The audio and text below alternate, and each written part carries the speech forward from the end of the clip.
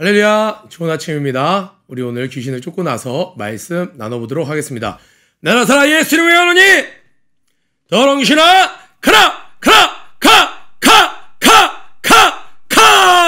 한 걸 믿는 분들 박수로 함께 드리겠습니다. 네, 오늘은 우리 7일 수요일 사무엘하 3장 1절부터 21절 말씀 나눠보도록 하겠습니다. 오늘의 제목은 다윗과 아브넬이 언약을 맺다라는 제목이에요. 우리가 이렇게 사무엘상부터 쭉 이어질 때 큰 맥락에서는요, 어떤 내용이 진행되고 있는 거예요? 하나님과 함께하는 하나님이 택하신 다윗을 통해서 결국에는 하나님의 나라를 이뤄가는 것을 우리는 큰 맥락 가운데 볼 수 있습니다. 그런데 우리가 지금 매일매일 조금씩 살펴보면 그 안에 등장하는 수많은 인물들과 하나님 마음에 합했음에도 불구하고 인간이었기 때문에 어쩔 수 없이 갖고 있었던 연약한 부분들을 보면서 우리가 매일매일 묵상을 할 때는 조금 여러 가지 것들을 다각도로 생각해 보면서 묵상하고 또 적용해 보는 시간이 될 수 있겠죠. 큰 스토리로는 아주 그냥 한 줄로 끝낼 수 있는 거예요. 결국 다윗이 강성해지다. 결국 하나님의 뜻대로 다윗이 이스라엘의 왕이 되다. 그러한 과정으로 볼 수 있겠습니다. 그럼 그러한 과정이 세세하게 어떻게 이루어졌느냐? 오늘 말씀 계속 이어져 가고 있습니다. 1절에 보니까 사울의 집과 다윗의 집 사이에 전쟁이 오래매 다윗은 점점 강하여 가고 사울의 집은 점점 약해져 가니라. 1절 한번 별표를 쳐보세요. 다윗의 집 사이에 전쟁이 오래매. 우리도 신앙생활을 하다 보면 어떤 영적 전쟁이 있죠. 그런데 거기서 포기하지도 않고 만족하지도 않고, 나는 이거 통일 왕국의 왕이 될 수 없어. 그냥 이 유다 한 지파만으로 만족해하고 포기했거나 만족하지도 않았습니다. 비록 시간이 오래 걸렸어요. 이 전쟁이 오래되었지만 다윗은 포기하지 않았습니다. 그랬더니 하나님께서 시간의 흐름과 함께 어떻게 역사하셨어요? 다윗은 점점 강하여 가고 슬래시 하시고요. 사울의 집은 점점 약해져 갔다라는 거예요. 오늘은 본문이 좀 길죠? 어려운 친구들은 1절만 붙잡고 깊이 묵상해도 돼요. 내가 하나님 안에 주신 비전을 붙잡고 약속의 말씀을 붙잡고 영적 전쟁이 이루어지죠.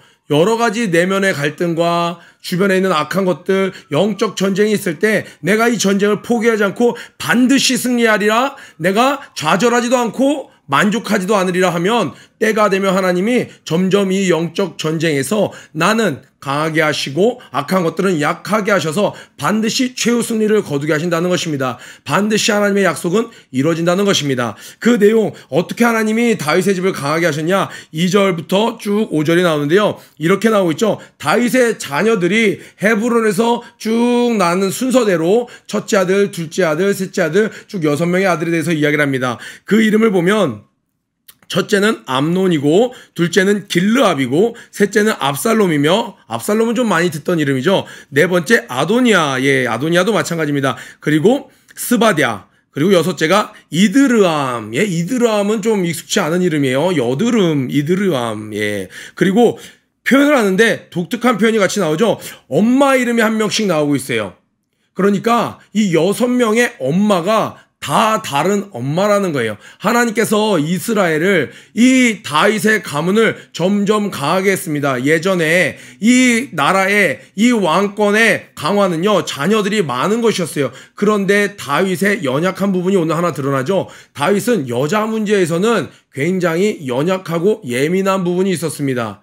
하나님께서 그때 당시 문화권에서는 왕이 여러 첩을 거느리는 것을 허용하셨지만, 그 문화 가운데서는 허용했지만 하나님은 한 명의 남편에게 한 명의 아내를 허락하셨습니다. 이것은 구약에 주신 율법에도 마찬가지고 최초의 부부였던 아담과 하와만 봐도 일부 일처제를 하나님께서 원하셨다라는 것이에요. 그런데 다윗은 여러 가지 정치적인 목적도 있었겠지만 자신의 여인들을 계속 두기 시작했습니다. 결국은 이것이 나중에 화근이 되어서 이 가정사가 다윗이 잘 나갈 때, 신앙이 충만할 때, 성령 충만할 때 이러한 모든 것들이 문제가 되지 않습니다. 그런데 다윗이 한번 삐끗하니까 잠재적 요소들이 폭발하면서 이 가정의 여러 가지 가정사들이 막 끊이지 않고 계속되기 시작하는 것을 우리는 성경 후반부를 계속 살펴보면서 찾아볼 수 있는 것이죠. 이 부분은 다윗이 이렇게 여러 여자를 거느렸으니까 이거 되는 거 아닌가요? 라는 관점보다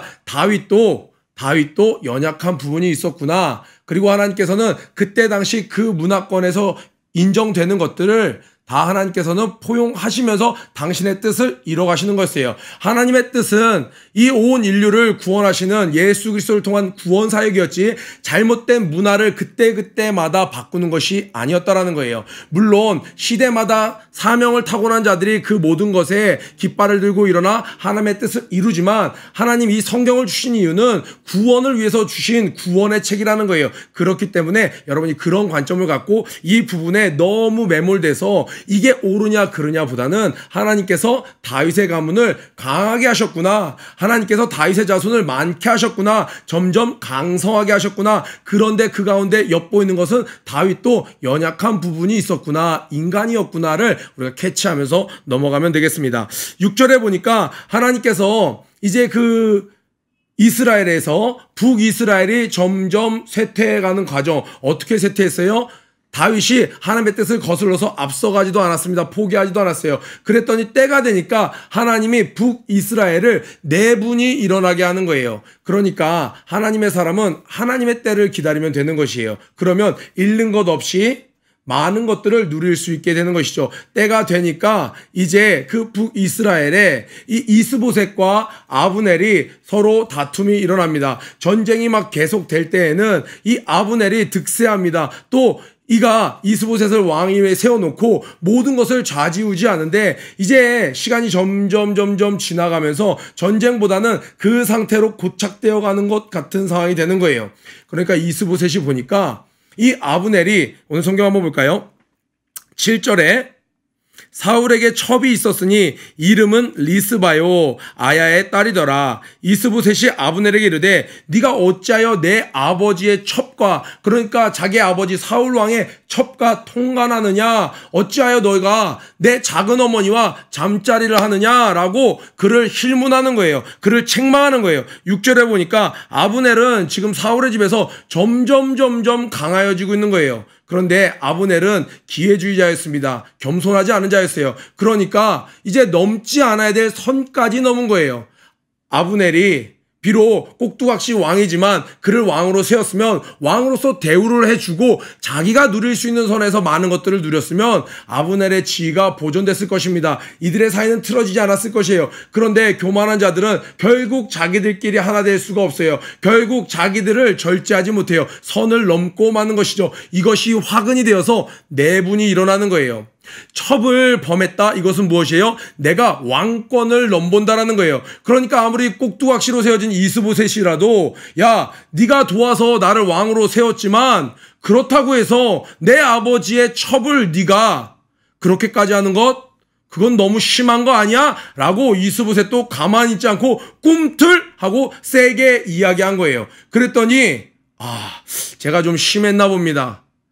자중하겠습니다. 이렇게 할 사람이 아니죠. 아브넬은 브레이크가 없는 폭주 기관차 같았어요. 그러면서 네가 나를 지금 개 취급해?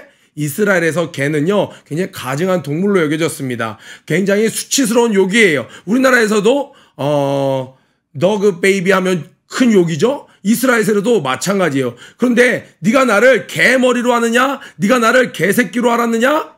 그러면서 왕에게 대드는 것입니다. 그러면서 이렇게 이야기를 합니다. 내가 사울 왕 아들이었던 너를 세워서 너희 집을 세워서 내가 세워주지 않았으면 너희들이 어떻게 왕이 될 수 있었어? 나 때문에 왕이 됐는데 내가 고작 그 첩 하나 건드렸다고 나에게 이런 수치를 줘? 그러면서 이 아브넬이 이스보셋에게 바득바득 대들고 있는 장면입니다. 대든다기보다는 오히려 압도하는 장면이 나와요. 그런데 그때 하는 말이 뭐라고 나오냐면 9절 10절을 한번 여러분 이렇게 박스 쳐놓고 보세요. 여호와께서 다윗에게 맹세하신 대로 내가 이루게 하지 아니하면 하나님이 아브넬에게 벌 위에 벌을 내리심이 마땅하니라.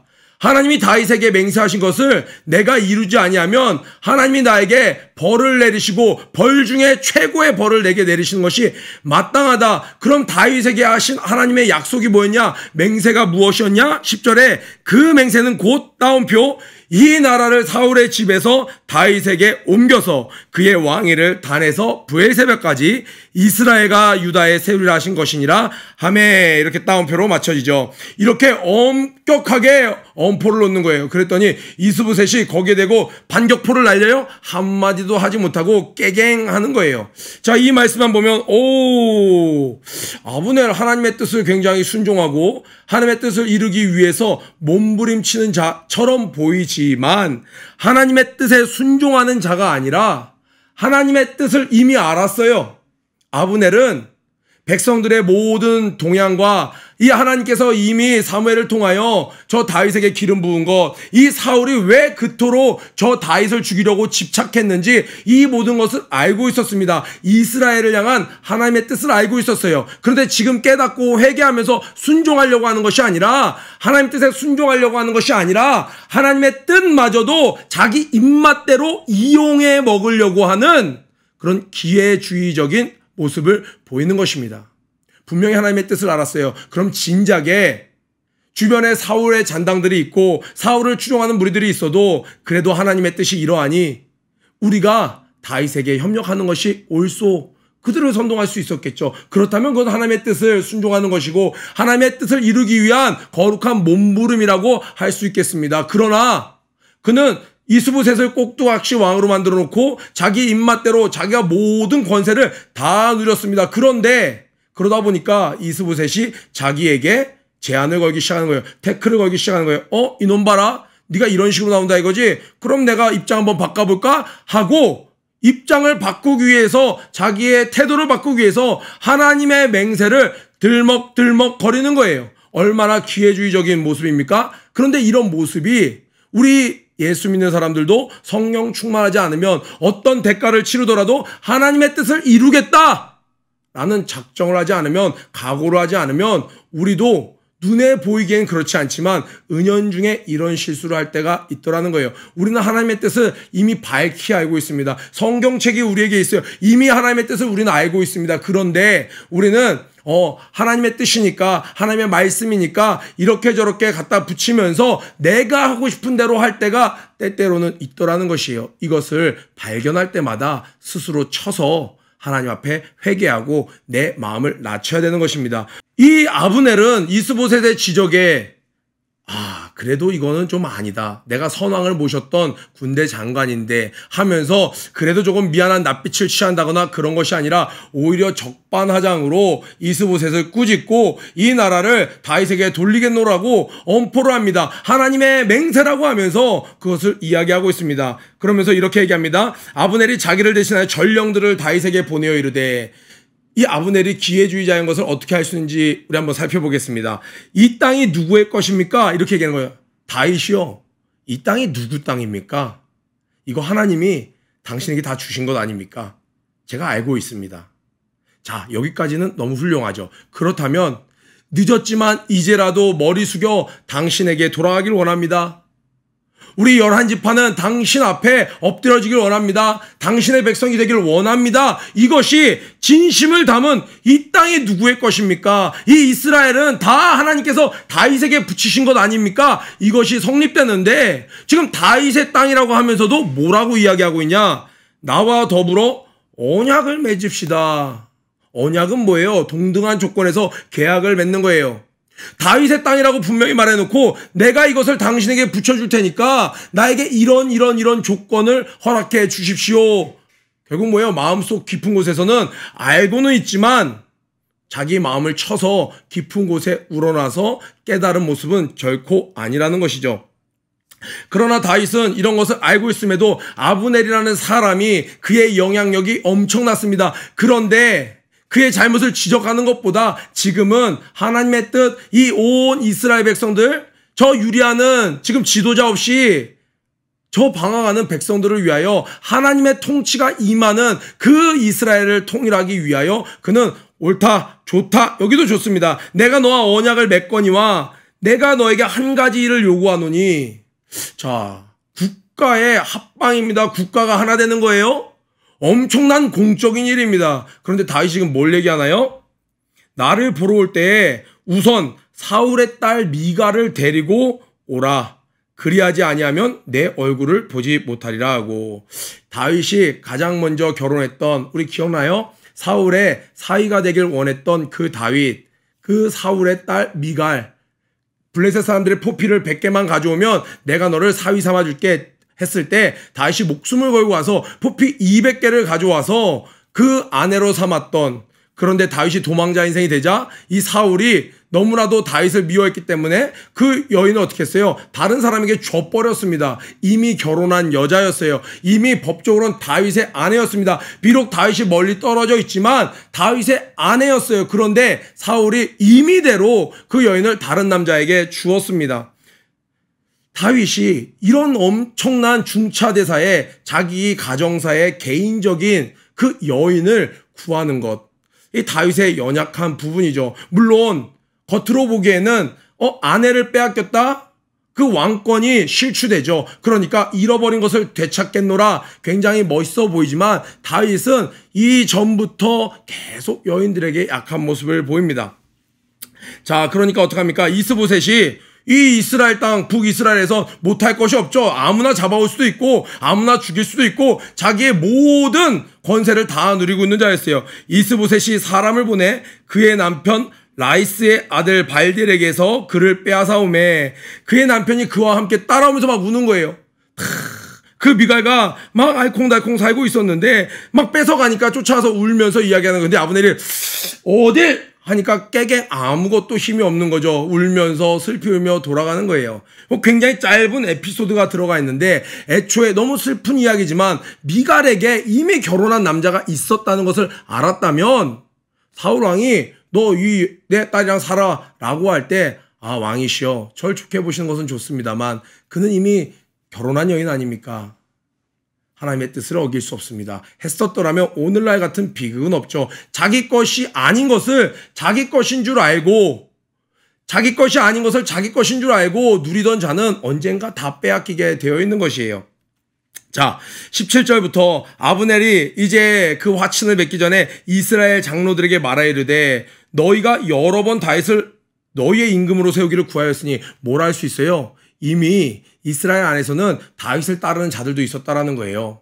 그 골리앗을 무찔렀던 하나님의 기름 부음 받은 다윗을 따르는 게 옳지 않습니까? 라고 생각하는 장로들도 있었고 지파들도 있었는데 아브넬이 계속 거절했던 거예요. 그런데 이제 와서 너희들이 여러 번 이전에 구하지 아니하였느냐? 그래, 그 여러 번 구했던 그 일을 이번에 진행해보자. 그것이 하나님의 뜻이 아니냐라고 얘기하는 거예요. 18절에 이제 그대로 하라. 너희들이 구했던 대로 해라. 그래, 다윗을 우리 왕으로 삼자라고 하면서 이미 다윗에 대하여 말씀하시기를 내가 내 종 다윗의 손으로 내 백성 이스라엘을 구원하고 블레셋의 사람의 손과 모든 대적의 손에서 그들을 구원하리라 라고 하신 그 말씀을 이루자는 거예요. 그러니까 아브넬은 하나님의 뜻을 아는 것 중요해요. 아는데 순종하는 게 중요한 거예요. 아는데 하나님의 뜻을 순종하지 않는 자는 거역하는 자가 되는 것입니다. 네가 모른다 하면 매 맞지 아니하였으려니와 안다 하였기 때문에 매를 많이 맞는다라고 하신 예수님의 말씀이 딱 아브넬에게 해당되는 것이었죠.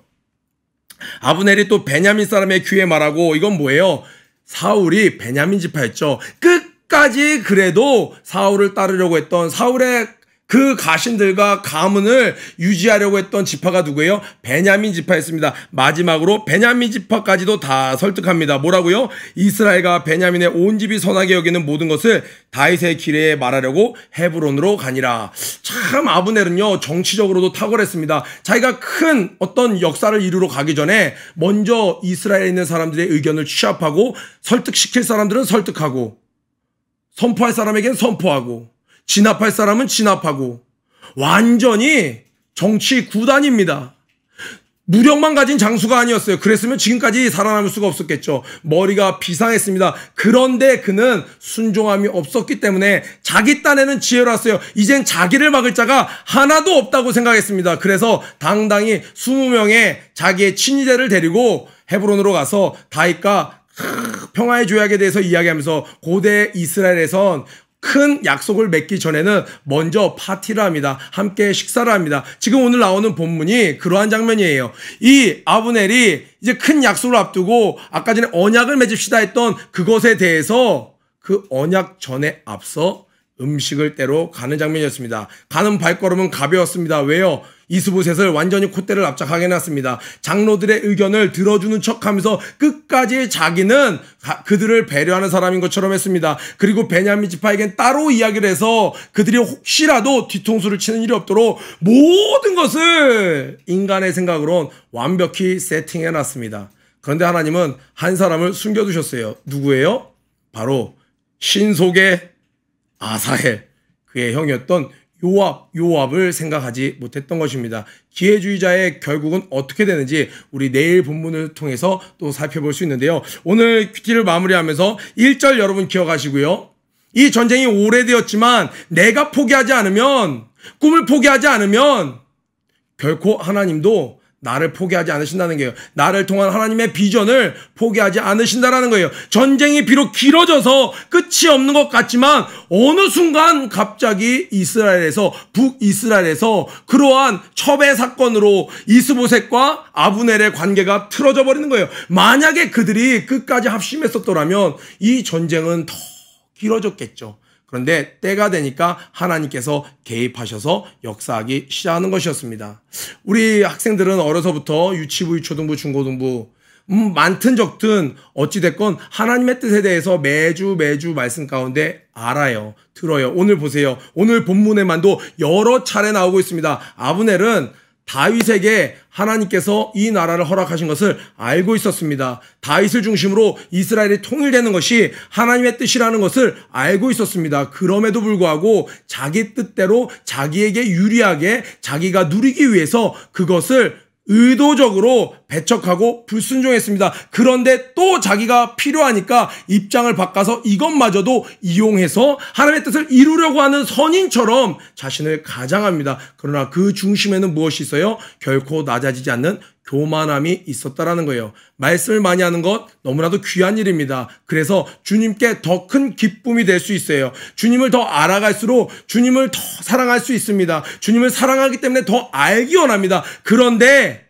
여기서 첫사랑 성령 충만이 빠져버린 지식의 더함은 우리를 끝도 없이 교만의 길로 달려가게 하고 있다는 거예요. 그런데 다윗은요, 하나님을 점점 알아갈수록 자기를 겸손케 함으로 하나님 뜻에 합한 자가 되었다라는 거예요. 우리는 지금 어느 길로 향해서 가고 있습니까? 또 이 전쟁이 길어지는 동안 혹시라도 마음이 낙심되거나 아니면 이쯤이면 됐어 하고 만족하는 자 없나요? 우리 1절 하나님께서 다윗에게 역사하셨던 것을 보면서 하나님 이 전쟁 너무 지지부진 오래됐어요. 하나님 저 10년째 이 기도 영적 전쟁 치르고 있는데 하나님 오늘 보니까 하나님께서 때가 되니까 결국에는 승리케 하시는군요. 점점 강하여짐에 또 악한 것은 사울의 진영은 점점 약해져가는 모습 우리가 붙잡으면서 오늘도 다시 용기 100배하는 우리 모든 예수중심교회 중고등부 친구들, 교인들, 교육부서 되길 주님의 이름으로 축복합니다. 오늘도 승리하세요. 사랑합니다.